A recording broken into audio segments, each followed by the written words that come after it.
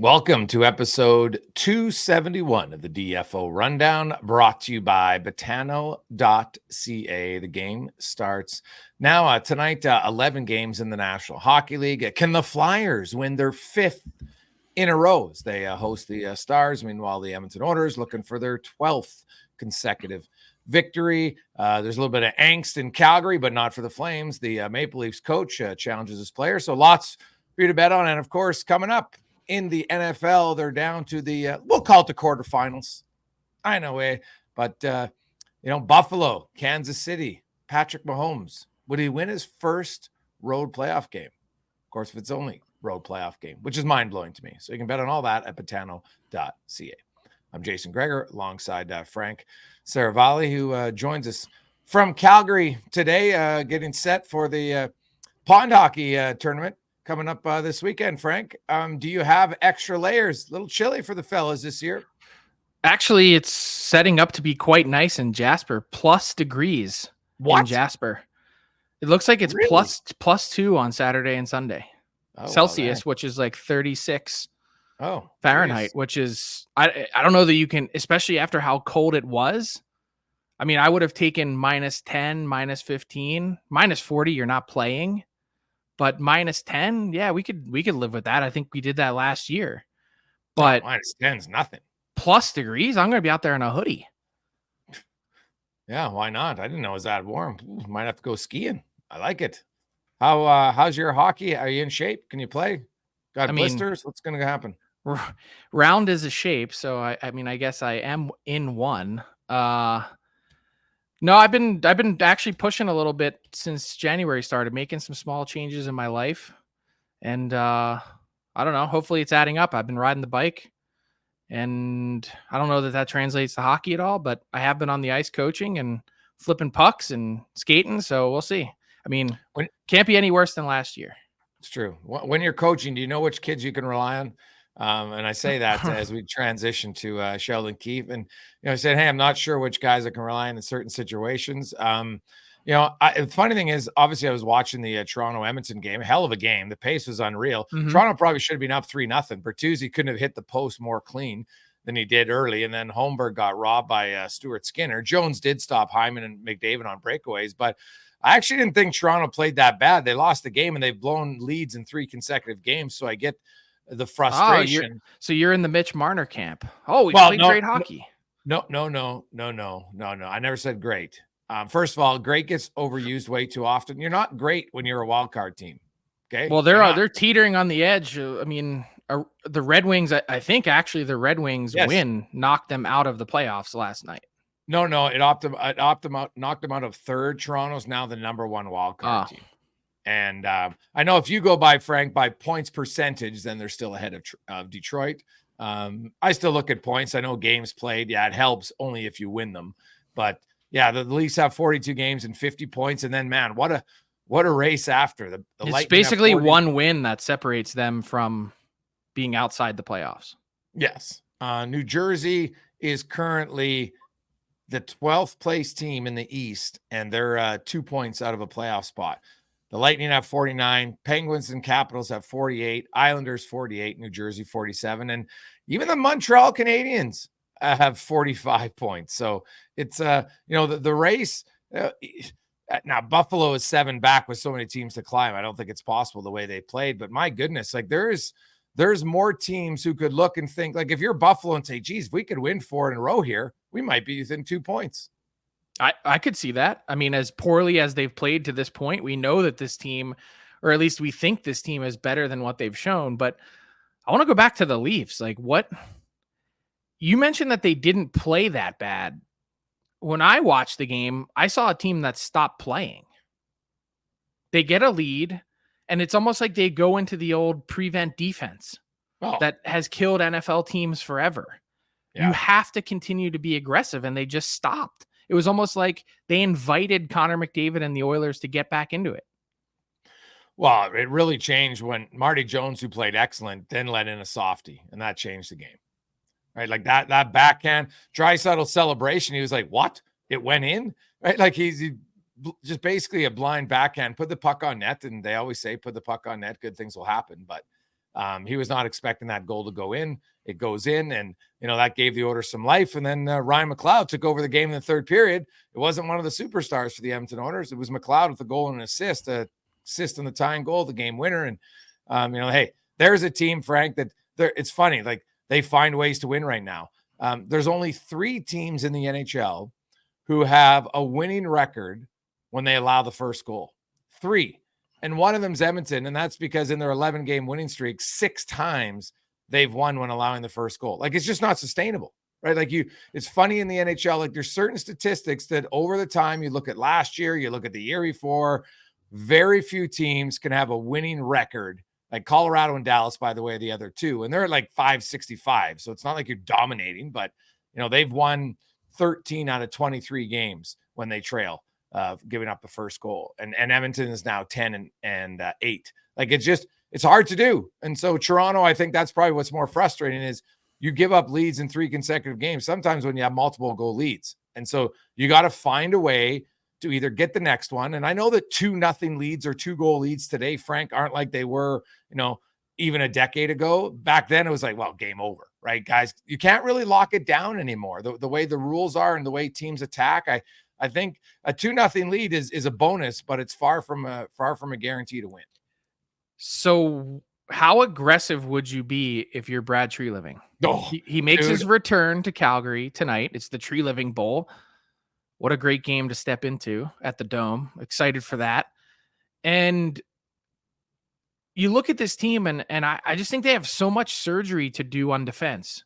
So they've got multiple pieces that they need to acquire. They've gotten basically no picks and very little cap space outside of the Klingberg LTIR money. No, but that's a lot of money. Right, that's $4 million. It's a lot of money, but what assets are you going to move to get those guys? That's the problem. Well, I think you've got the young guys, Minton and a few of their young kids if they're want not moving Fraser Minton, are they? Another draft. Well, they might have to, or maybe even like Robertson off of your roster. Okay, so if Nick Robertson, I'm not disparaging a player. No, he's not giving you a lot. If Nick Robertson played for any other team, we'd never talk about him again. Yeah, you could be right. Well, the one thing Toronto has, Frank, is they have skilled forwards.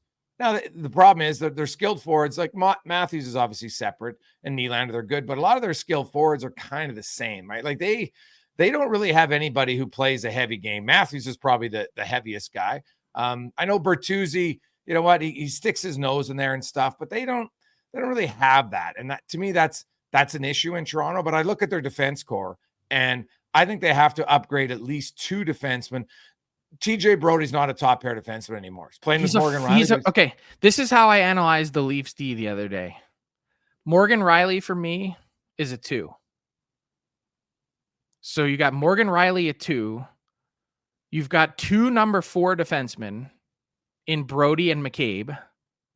And then the rest of your team, the other 3 guys you have are 7s on good teams. Maybe you could say Benoit's pumped himself up to be a 5 or 6. Played himself, he's still a third. He's still a third pair guy. Yeah. So, and those guys are important in the playoffs for sure. So, okay, I give you that. But how do you look at this team, this defense core as assembled right now, and say that this team's a cup contender? I'd say there's been so much talk about Sheldon Keefe and his job and what happens next. My thing is you've got to improve and conduct some surgery on this roster before you can even really begin to analyze the coaching part of it. I think the fact that this team is on track to be a 100-point team sounds about right, given where their roster is. Oh yeah. At the start of the season, when you looked at Toronto's roster, everybody knew what the questions were. And here we are, we're halfway through the season. They're the exact same questions, right? Like is that accurate though? You don't think at the start of the year, everybody... No, go back to the preseason predictions, and almost unanimously, the Leafs were picked to win the division. Everyone thought, no way Boston's going to be that good again. The Panthers have some serious injury questions on their back end with Montour and Ekblad missing. No one was really sure what to make of the Wings. They were the unanimous. People were drinking the Kool-Aid, unanimous division pick. Yeah, but that doesn't mean that they're – and I think that was more so because people thought Boston was going to take a step back and Florida was going to take a step back. And But my point is people were drinking the Kool-Aid.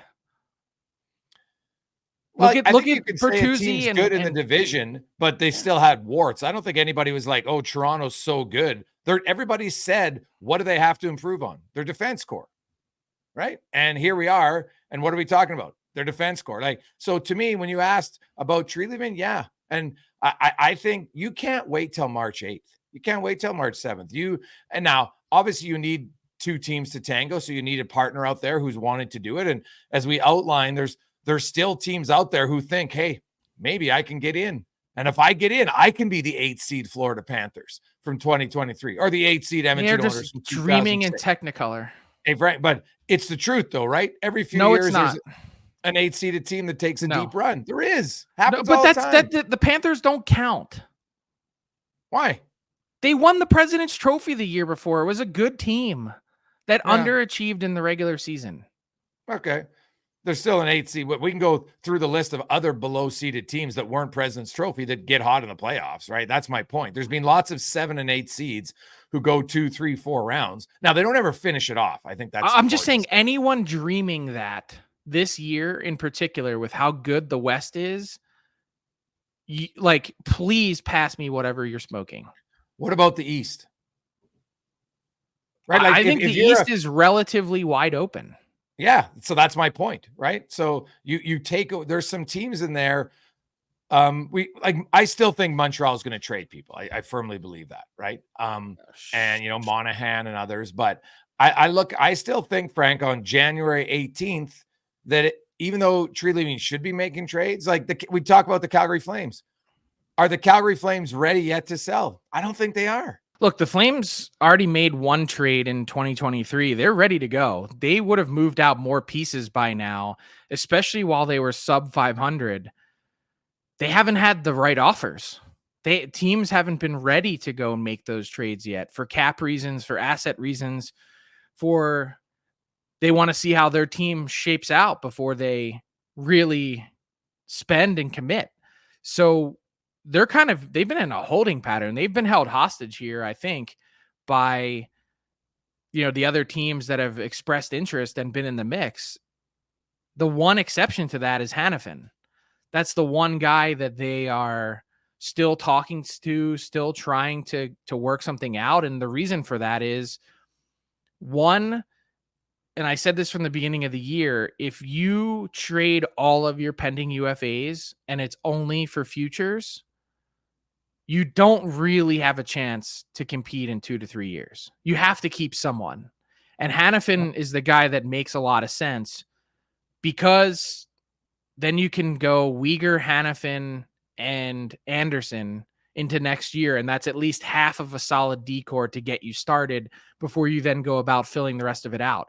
If you've got to get 4 defensemen next summer instead of 3, it just makes the task that much taller. And you're in big trouble. So they're still talking to Hanifin, still waiting, still trying to slow play this out. But the rest of it, the Flames are ready to sell. I've been saying it for months. So what's the value for Chris Tanev? What do you think he's command? What do you think is going to be a return for him? He just turned 34 in December, right? He's a defensive defenseman, right? It doesn't bring you a lot of points or anything like that. Now, Toronto doesn't need that. I'm just using Toronto as an example. But what big of a return do you think that there is? Calgary asking too much right now? No, I don't think so. I think also teams are a little bit leery too of watching the way he plays. I think you're really looking at a second round pick. I don't think it's much more than that for Chris Tanev. Yeah. So, and Toronto now, I think the way more. They don't. The Toronto Maple Leafs don't have a second until 2027. Yes. They don't have any of their second round picks in 24, 25, 26. They have a first in 2024. They don't have one in 2025. I mean, that first round pick for this year's draft is really outside of maybe a couple prospects that teams might be interested in. That's all you're looking at asset wise. Yeah. No, so they got a lot of fifths rounders if they want to spat those up. Yeah, that'll get you next to nothing. But Yeah. I did want to mention Elias Lindholm, who's been number one on our trade targets board. And frankly, I don't really see him getting knocked off of that perch. But as part of our trade deadline preview series, have a story up today with a full breakdown on Elias Lindholm's game, including a scouting report, buyer beware, and the places where he struggled, 5 potential suitors that make sense for Lindholm. And I think maybe even more interestingly is looking at some of the trade comps. Like, I think there's you asked what Tanev can bring back. I think there's a couple real recent comps from last year that could point you in the direction of where, what Calgary might expect to get in return. One involves the Leafs. It's the Ryan O'Reilly trade with St. Louis. They got O'Reilly at 75% retained in exchange for a first, second, third, and the fourth was to launder the money, plus Adam Gaudette and Mikhail Abramov. And they also got Noel Acciari. So if you break it down, you're probably looking at the 4th rounder to Minnesota to retain another 25%, the 3rd for Noel Acciari, and then the 1st and 2nd are for O'Reilly and the retainment. So I think that's kind of between that and the Islanders in Vancouver trade, Bo Horvat for a 1st, Anthony Beauvillier and Atu Ratu. Those 2 trades are like somewhere in between those goalposts is where Craig Conroy should be lining up for the field goal. Fair or unfair? Yeah, no, I think that's fair for Lindholm. And not, I was looking up, potentials for a guy like Tanev, and I saw Brock Sagan put out a thing like Lindholm's not having a great year right now, and I think people acquiring him are going to be acquiring him for what he's done in previous years, and so that there's always. I don't think that's fair. I think what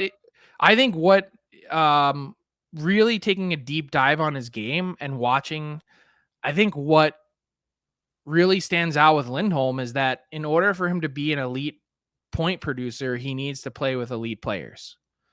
Like here's another good example. So people are going to be concerned about the drop of production. Lindholm's on track for 54 points, which would be his lowest in a full season since 17-18. How much of that is on him, or how much of that is attributed to the fact that he just hasn't really been the same since Johnny Gaudreau and Matthew Tkachuk left? Like, look at this. Look at these stats right here.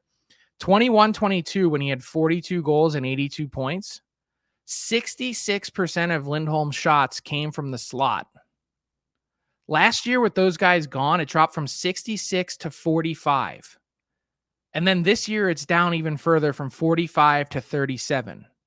So his slots from the shot have been cut in half in 2 years. And then you look at his shooting percentage drop because of that. It's down 11 percentage points in 2 years. So it went from 18% to 12 to now 7.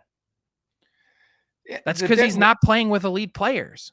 Yeah, but it's also the 21-22 season was his outlier season. He's never scored more than 29 goals in any other year, right? Like that was his career year of scoring goals. Yeah, right? But okay, so here's the thing. And there's a couple shortened seasons there that I think you really have to keep in mind too. Like 2021, he had 20 in just 56 games, 47 points. So he's in the mid 30s. But here's my point, and the reason why I brought up those trade comps is Lindholm has still he's a few years younger than O'Reilly was last year. But Lindholm has still gotten to heights, points and goal wise that O'Reilly has never gotten to. And right now, I think he's better than what O'Reilly was last year.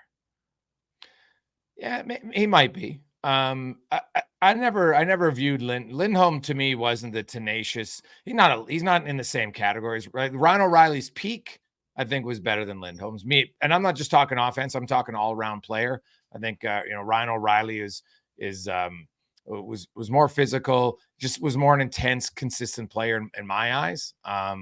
And that's just how I view him. I like Lindholm. I'm just saying right now, I think his trade value's probably the lowest it's been. And is he going to go to a team that can offer him to play with a Gaudreau and Tkachuk like players, right? That's so if you don't have, but if you go to an elite cup contending team, you have a chance to play with those players. But which cup contending team doesn't have a center? Like Colorado. But then who's on their second line? There's no Tkachuk or Gaudreau there because Rantanen's on the top line. So the teams that I've listed as suitors are Boston, Colorado, Vancouver, Vegas, and Winnipeg. Yeah. Well, Boston would be the one because he could play with either Marchand or Pasternak, I would assume. Right? They just have no assets again. No. So tell me if you think that I nailed the summary on Lindholm. We've seen enough to know Lindholm isn't going to do it on his own. He needs elite offensive line mates in order to pile up points, but he also has the defensive makeup to shut down opponents. Lindholm isn't going to transform a team into a cup contender, but he could help make a cup contender into a favorite. Yeah, I think you're higher on Lindholm than I am. Okay.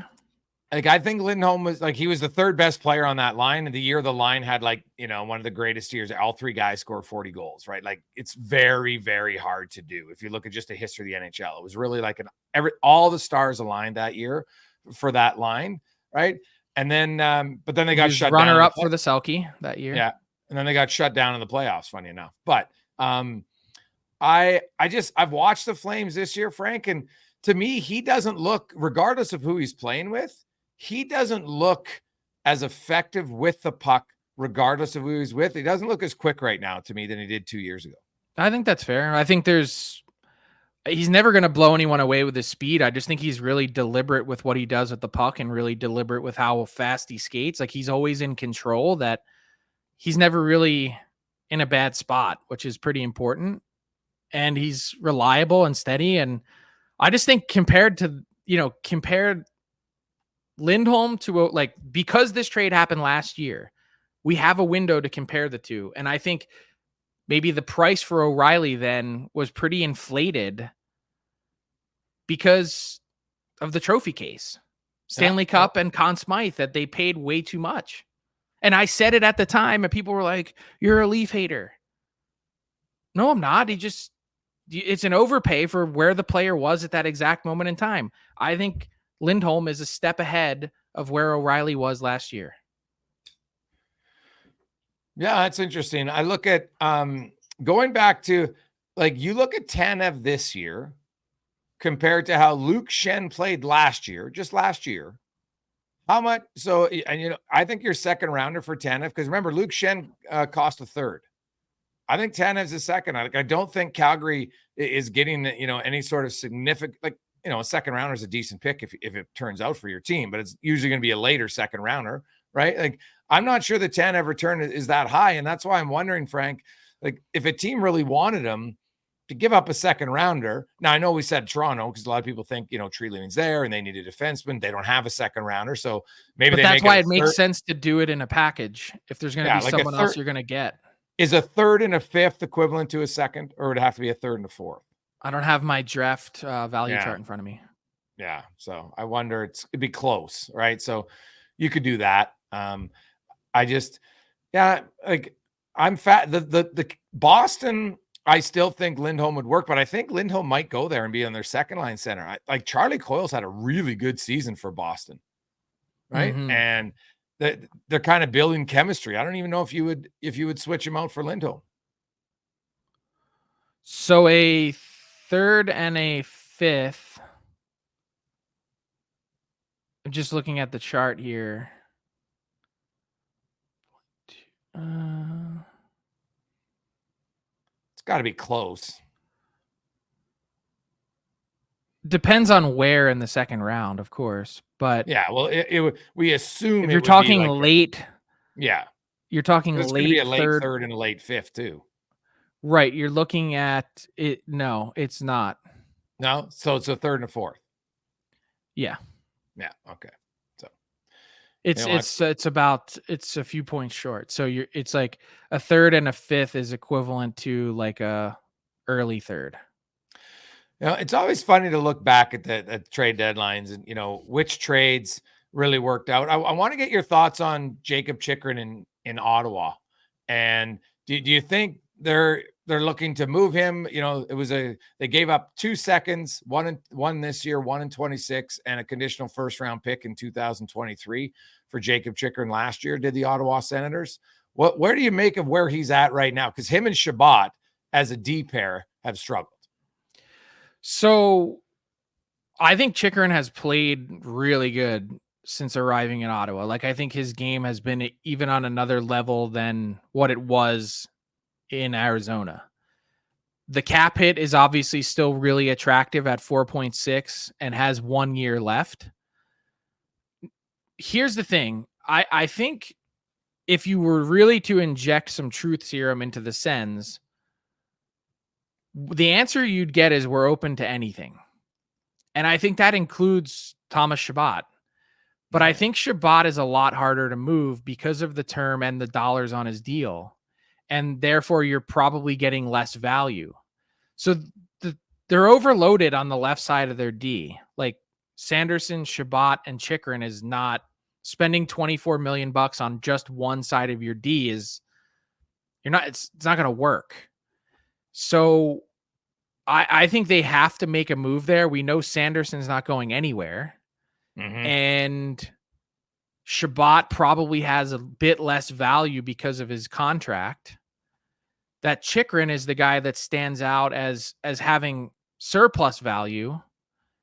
And it probably makes sense, even though you might want to keep Chychrun over Chabot, just stylistically, that you have to pull the trigger and move Chychrun, because you're also having to answer a question this summer. Are we extending this guy or not? Because that's when they first can. And that's really kind of the tough part, right? Is your decision or your hand is going to be forced at some point in the relatively near future. You might want to rip the Band-Aid off. Yeah. Do you see a player, because many GMs said at this time last year he wasn't available, then he became available right before the deadline. He had multiple years left of term, pretty big contract at $6 million. Is there a Matthias Ekholm similar contract, solid player that you think would be available from another team at this year's deadline? Similar contract to Ekholm?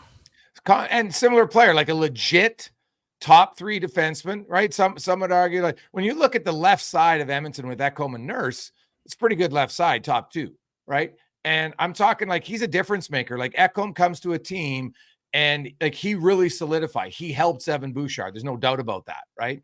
I'm talking a guy who's, pretty big. Who do you consider solid, I guess, is the question. So, look at St. Louis. Justin Falk, Torrey Krug, Colton Parayko, Nick Leddy. All 4 of those guys have no trade protection. All 4 are locked up for 3 seasons at least. Yeah. Parayko even longer. All 3 of them all 4 of them on the wrong side of 30. The St. Louis Blues haven't won with these guys. We know Doug Armstrong wants to shake it up. He nearly traded Krug to the Flyers last summer. I mean, you'd have to think that any one of those guys is in play for the right price. Like Colton Parayko might be the one to me that's, when you're that big and mobile, Frank. Now he makes 6.5, and I think he's got 5 years after this. Maybe 6.5 until 2030. Yeah. And that's the problem. Yeah. He's 30 right now. So, you look at that and it's, he'll be 36. I think Ekholm's deal's done when he's 35 or 36. Parayko skates really well. That's the one thing. Usually guys who skate well age better historically, right? I don't know. So, I don't know any 6'6" guys that really age gracefully. Well, I don't know about you. Okay. Zdeno Chara. That he's in a class of his own. He's a freak. He's still running marathons. Yeah. A freak. Yeah. So, but because if I was looking between Falk, now Torrey Krug gives you a lot of offense, no question, shorter term deal, but he's also 2 years older, right? Like Falk's, I guess. He's really mobile. It's just, do you believe in undersized defensemen? I do if their names Makar and Hughes and Fox, but others I have concerns about. Yes. At 5'9", you're not buying on Torrey Krug. No. For me, no. I think it's at 6.5. If he's in your second pair, probably, but that's a lot for a second pair guy. Now the difference is Krug can give you offense. He can help at power play a lot. So there is that advantage for him. But if I was looking at their blue line, I think Parayko is the guy who I think could garner the most value for another team, just because of his size, his skating ability. He's one, right? He doesn't bring you a boatload of offense, but you know what? He's a decent enough puck mover in today's game. I don't think it's a concern at all. Like, he's not just an off the boards guy and out. He's not super physical for his size, but if it was me and I had to pick, he's the youngest, and his contract, he makes sense. It's just, are you willing to live with whatever those years look like at the tail end? And for a lot of GMs, are like, hey, that's not even going to be my problem. That was just going to be my point. Exactly. Like, how many GMs realistically are saying, okay, I've got for sure more than 4 years? Not many. So I think that's the guy. And I look at St. Louis, Frank, and I'll be curious, because I think Parayko, like you talk about, the outline you said about Lindholm. I look at Parayko for a team. All of a sudden, you plop him in your top 4. I think your defense is a lot better. How many teams? So, like, let's also consider the contract here. Like, St. Louis isn't going to want to take and retain salary on one of these guys because of the years left. Yeah, you need, especially for Parayko. Like, you need someone that can either. It's not even a third party broker is not going to help you. No one wants to be locked in that long. You're going to have to take the whole cap hit.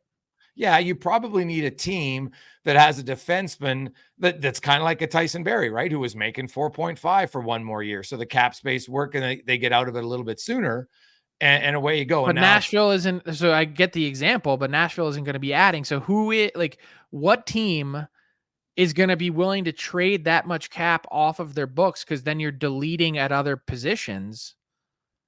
I think St. Louis is in tough. I don't think I know Justin Falk had 50 points last year, and people love the sort of playoff experience and grit that Nick Leddy. I don't know that anyone really is all that excited about what St. Louis has to offer. Yeah. In terms of their defensemen. Yeah. Like the one team I think that could do it, Frank, because it's a 6.5 to a 5, and then you add in other pieces, would be Colorado. But I don't think St. Louis has any interest in Samuel Girard, right? Because that's the team that could do it. I would have interest in Sam Girard if I were and look, Blues, I know when you've got Krug and I Falk, know we just talked about undersized defensemen. I get it. But I think he'd have value somewhere else. I think he's a great flippable piece. Yeah, no, but he's the guy that in the trade that would work. And I think for Colorado, man, that would be massive. But do they need him? I don't know that they do. Well, buddy, look at the chances they're giving up in Colorado. Like, I know we've talked a lot about Colorado and how many games their goalies played. Go back and you can look the numbers at where they rank in giving up quality chances. They have not been nearly, I think, as stingy as they would like right now defensively as a team. Not close. So I think they would look to improve. Like, their top pair is elite. But after that, man, where, like, if I were Arizona, Parayko's a guy that I'd be interested in. Yeah, but is he going to accept the trade there? I don't know. But that's exactly the type of you need to build. They don't have one defenseman under contract for next year in Arizona. Not one. Yeah. I know there's a bunch of RFAs, but still not one. Who's going to anchor your D for the next 5 years? Yeah. But that's, again, probably not a deadline trade anyway, even if it were to happen. No. And I don't know. Now, hey, maybe Parayko's interested in the lovely weather, likes to golf, but I think guys who have he won fairly early in his career, right? I think you get a taste of that, man. You want to be on teams that you feel at least can be competitive. At least I could be wrong, but that's what I would think, right? Like, I think it would be harder to go at 25, you win at 26, 27, and then at 31, you're going to a team where you're like, well, I'm here for 5 years and we got no chance to win. Like I just think that would be hard mentally, right? And some guys like, well, I'm just happy to be in the league and that's great, but I don't know. I think once you get a taste of winning, like guys who haven't won are like, yeah, I'd like to win. But then some of them, they don't know what they're missing. Like, you think what it feels like when you win, But until you actually win, you don't know. And usually when you talk to You think guys, you know, but you don't. Yeah, exactly. You don't know. Like you imagine it. Oh God, yeah, I'm gonna feel so happy. Well, of course you're gonna feel happy. But I've talked to so many players afterwards, and they're like, man, like there were like it was so hard, but God, it was so rewarding, like even better than I ever could have imagined. Right? That's what they all say. So once you've had that, man, it must be hard. Like obviously, lots of guys don't do it, but at least they might think their team's competitive, right? So we'll see. I answered your question. You asked which team, where are you going to get a guy under contract? Like, well, you've got to look to teams that are probably not happy with their current spot, and then provide the sort of get out of jail free card. Like, the Blues can't possibly keep running this defense core back, can they? No, I mean, I guess they could, but like 3 more years of the same guys in your top 4, like there's not even an opportunity for one of your young guys to come in and take a spot. Hey, Frank, the team we talked about who needs an upgrade on the blue line. What if you trade TJ Brodie? Now I know it's done for, he's a UFA. So St. Louis is like, okay, but the cap works this year, right? It's $5 million to 6.5. And then you add in the other pieces. If you're Toronto, would you go after Parayko? Yes. Yeah. But can I just say something, and not to toot my own horn, but I was absolutely ridiculed on social media for saying earlier this year that the Leafs should have bought out Brodie in the summer, or at least considered it. Ridiculed. Yeah. I just want to point that out. Everyone kept saying, oh, he's our best defenseman. You could make the argument he has been their worst defenseman. And you could see it coming from 1 million miles away. Well, I really wonder about Brodie, though, Frank, is if you put him where he should be. Because right now, they're asking him to do stuff he's not capable of anymore. He's not a top pair defenseman. But he was what he was last year was Jake Muzzin a couple years ago. Yeah, you're right. And people, again, whatever. The criticism doesn't bother me. It's just no one ever comes back around and says, hey, you know what? That actually made a lot of sense, because they could have bought him out for $0. It was a $0 cap hit this year. And then you would have had $5 million more to spend. Yeah. That's why the buyout was attractive. It was just unique in the structure. And it was like, oh my God, we could get out of this guy for no pain this year. Yes. Very true. Yeah.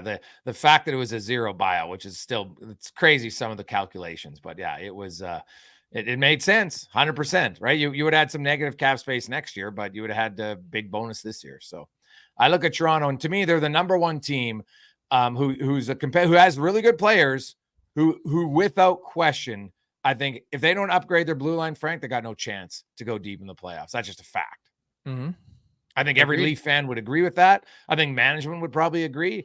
And that's why I think they're going to get something done at some point. And I think sooner than later. Now, it probably doesn't happen until after the All-Star break, if I'm being realistic, right? Because the teams come back on February 6th, then we basically have a month, right, to run to March 8th. So, that's when they're really going to have to lock it down if you're Toronto, because I think that's when I look at teams, like a lot of other teams are looking to add pieces here or there, no question. But here's why I said that the timing is not, I don't think is right now. I still think they have to answer the Samsonov question before they can continue. Because if you have to divert assets and cap space elsewhere to solve your goaltending, they got 3 guys. I think they might just stick with. I think they might just stand pat. You have 3 goalies and you work through it. Okay. Right, because there's no goalie on the market. There's no goalie on the market who's like, unless you think Marc-Andre Fleury's coming. Right, there's no other goalie on the market that I think is a clear upgrade over what they have. So Fleury probably costs you a third, right? I think the Blackhawks had to grind to get a second last time. And that was a few years ago. Didn't he have a big hit then, though? Right? Wasn't his cap hit still $7 million? Like it's 3.3 now. So you could be right, though. Like goalies rarely get a big return. They rarely get a big return, and he's a gamer, but his numbers are good, but not great. Mm-hmm. He's been asked to do too much this year with the Gustafsson injuries. Yes. So, but outside of him, I don't see a goalie like, Merzlikins. Merzlikins who's taking the term. Yeah. It's a term. I mean, his numbers are good this year, but they were awful last year. Yeah. And they're okay this year. Yeah. So they're good. I still think when that guy goes somewhere else, Frank, I think when you lose one of your best friends, it's hard to shake that. I think if he goes somewhere else, I think there's a team. Columbus is going to sell low, and I think there's a pretty good chance the team that gets Merzlikins will like the return as far as value and what he gives them. I don't think they're going to sell low at all, because I don't think that they're going to have anyone to even take him right now. No, I don't think it happens till the summer. It's tough. Yeah, but you know what's going to happen, Frank? Teams in the summer are going to be like, man, our goaltending wasn't good enough. Let's go try this. 100%. I think it gets straight in the offseason for sure. Let's bring in Tyler Yaremchuk to this program. What is going on, gentlemen? I'm back with a fresh edition of Buy or Sell, and it is delivered by DoorDash for a limited time. Our Canadian listeners can get 25% off and 0 delivery fees on their first order of $15 or more. All you need to do is download the DoorDash app and use the promo code Nation25. Frank, you're up in Canada, so why not get in the mix? Try out the new Double Dash feature. You can get a donaire and a slushie brought to your room. That's good. That's good living. I DoorDashed last night when I arrived here. I was sitting at home last week, and Friday nights after coaching hockey, after doing a little work, my guilty pleasure on Friday nights is watching a little diners, drive-ins, and dives with Guy Fieri.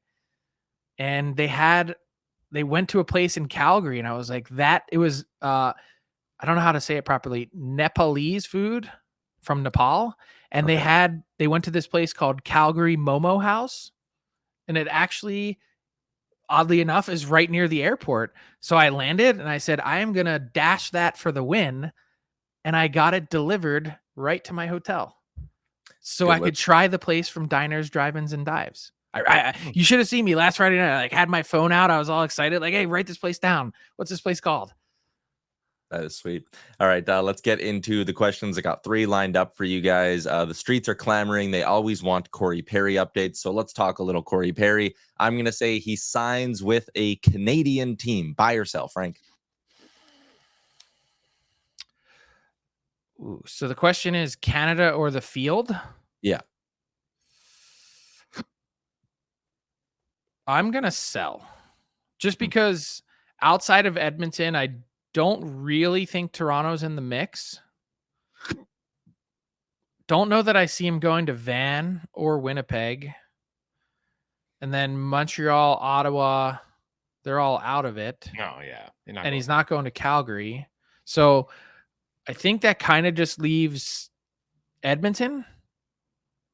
And I'll take the field. Okay. Well, Canada is some of the hottest teams in the league right now, and I think the 3 hottest overall last 25 games in Vancouver, Winnipeg, and Edmonton. It's okay. So we won the World Juniors. That's the way you said it. It was so funny. It was like, well, Canada has the hottest teams in the league. Like, okay, good. But they good do. job. I'm just pointing out things. All right, okay. It's just how it goes. By the way, we are going to do our Canada-US rosters when Canada kicks their ass, and the next time there's a real best on best. But I would probably sell as well, because I'm just playing the odds, right? There's more American teams.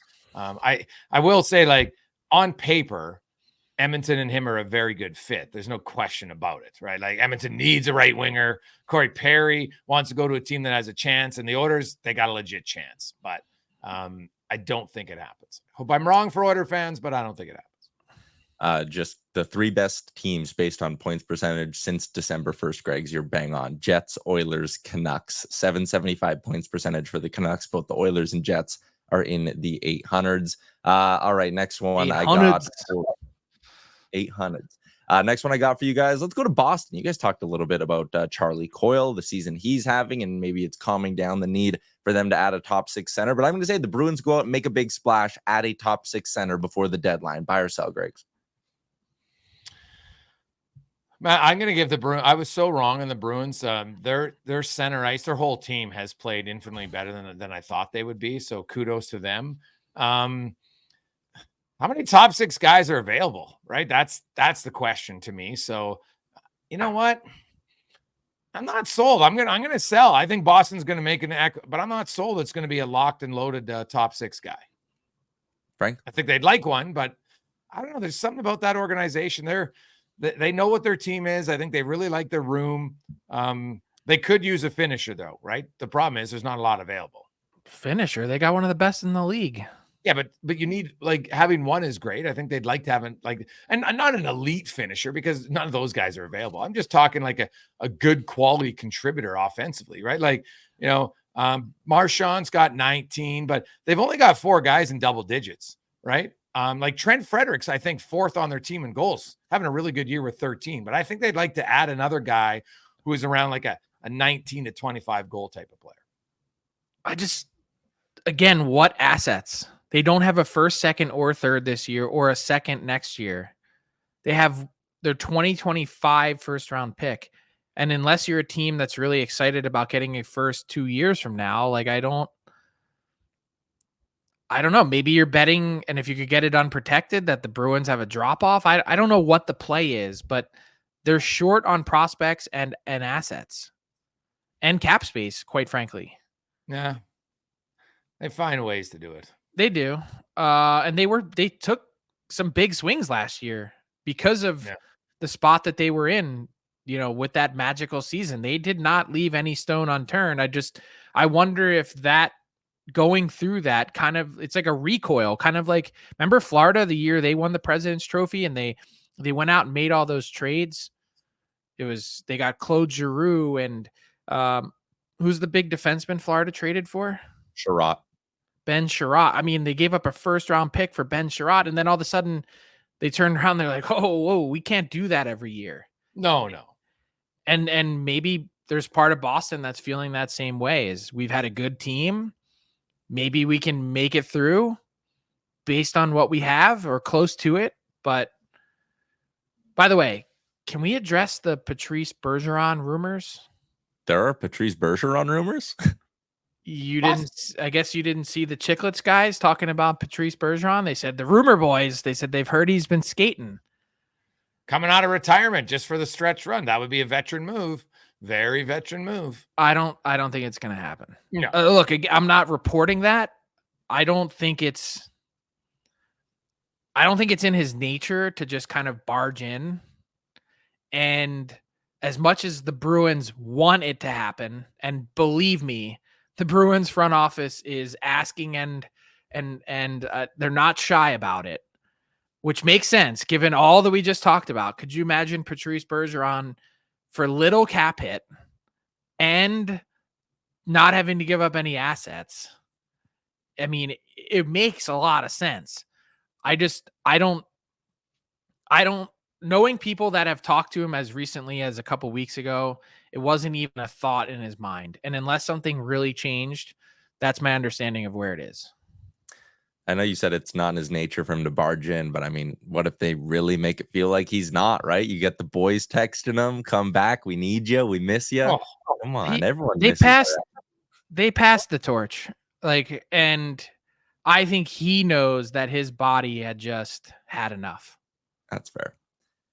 All right. Last one I got for you guys. We're going to head out west right now, where the 8 playoff teams are the Jets, Avs, Stars, Canucks, Knights, Kings, Oilers, and Preds. I will say those are your 8. No playoff race in the West. Those 8 are going to stay in those 8 spots. Buy or sell on that, Frank? I'm going to sell. Think the Preds slip? Yeah, I think the Preds are the only one here. I mean, I just think between one of, and I think it's a real long shot for Minnie, but one of Minnie, St. Louis, Arizona, Seattle, or Calgary is going to catch the Preds. I just look at it as a lot of those teams, or all of them, including the Preds, are really flawed. The Preds have the best goalie. He might just drag them in. Jay, you buying or selling on those 8 staying the same out west? Yeah, I think the 7 teams are set. Minnesota, I don't see how Minnesota turns it around at this point. They're 8 points back. They haven't made up really any ground here lately, and now they're going backwards. What have they won? 2 of their last 10. So Seattle and Calgary would be the 2 teams that I give the best chance. I give Arizona credit, man. They kind of hung around, but they have the second best points percentage. It's Preds and then Yotes. Yeah, and they have a better goal differential. Like if any team in that group has a chance, I think all of those teams are selling or need to sell, including Minnesota. We just talked about St. Louis. The Coyotes are not deep enough or strong enough to just stand pat at the deadline and say, hey, you know what? It's great that we could have got some assets, but we're going to try and roll the dice and get in. They can't do that. They have to sell. The Kraken are the one team that could kind of, say, hey, you know what? We're staying the course here. We've got a bunch of guys that have contracts and term. We're not trading them, but we talked about Calgary and their need to do it. And the Preds are realistic.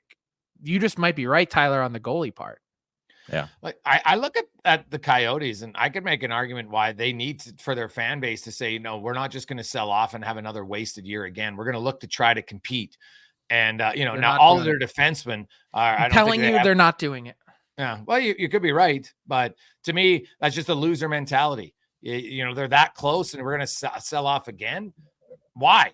To sell off and get what? The 12th overall pick? The hell does that do for you? It's fair. All right, there you go. That is a wrap on this week's edition of Buy or Sell, delivered by DoorDash. So I think finishing first in the West is a big advantage, because I think huge. There's huge actually advantage. Something to play for. Yes. Because you're going to have the one cupcake first round matchup. Yeah, and everything else, every other team, no matter how good they are outside of that 1-8, is scrapping for dear life to make it to the second round. Yeah, Dallas, Colorado, Winnipeg, Edmonton, Vegas, Vancouver, LA. It'll be the old waste of 8 days, as Tyler reminded us. Yeah. Daryl well, Colorado was an absolute wagon, and he was bang on about it that year. But all of those teams, the 7 compared to the 8, they're in a different stratosphere this year. Oh yeah, you could have. I don't know Kings, I'll say this, Frank. The Kings, man, they have really struggled as of late. I think the Kings you might put the 6, and then the Kings are a little bit below. They gotta regroup, because they have not been good here for quite a while. Edmonton's gained 12 points on them, 12 in a span of a month. That's ridiculous. Excuse me, the Jets, if they win the West, the first seed, they could finish upwards of 40 points higher. Oh yeah, it's 38 points higher than the 8 seed. And I know that that's somewhat routine, but we're talking about a really big gap. And all those other teams are going to be north of 100. Yeah. So, well, you know what? Selfishly, I want Winnipeg to win the West, because then we have no crossover. So go Jets. Go Jets. Go. God. It's the stupidest rule in sports, Frank. You have to admit it. There's no rhyme or reason for it. None. By the way, little preview. I have Seth Jarvis coming on Frankly Speaking last week, and I asked him what's one rule you could change if you could in the NHL, and he said to make referees speak to media after games to explain what happened. And I was like, yes, finally we are aligned on something. Players and media. The NBA does it, so there is ways that you could. Major League Baseball does a poll reporter. The NFL constantly is issuing statements. They all acknowledge that they're wrong, and for whatever reason, the NHL thinks that referees are going to be day to day with hurt feelings because they got a call wrong, when we all know they already did. Yeah, I know, but I guess you'd look and say, well, what are we going to say? Yeah, we made a mistake. Okay, now I feel better. I guess so. Well, their thing is we got to protect these guys. They're our employees. We already know you screwed up. Please stop. Yeah. Well, mistakes happen in the game. Mistakes happen in life. It's almost impossible to call it 100% correctly. Well, of course, it is impossible to do it. The game's so fast. I think the refs do an incredible job. So they make mistakes. I do too, but they don't. But my point is, in the eyes of the NHL, because they don't ever answer publicly, they never make mistakes. Well, I guess, Frank, you know what you said earlier? It would sure be nice if someone would ever say we did a good job. When is the last time that? And so I could see why they're like, what's the benefit? We only talk. No one's going to want to talk to the refs when they call a great game. They're only going to want to talk to them if they miss a call. So I can understand why. But that's not what they do in any other sport.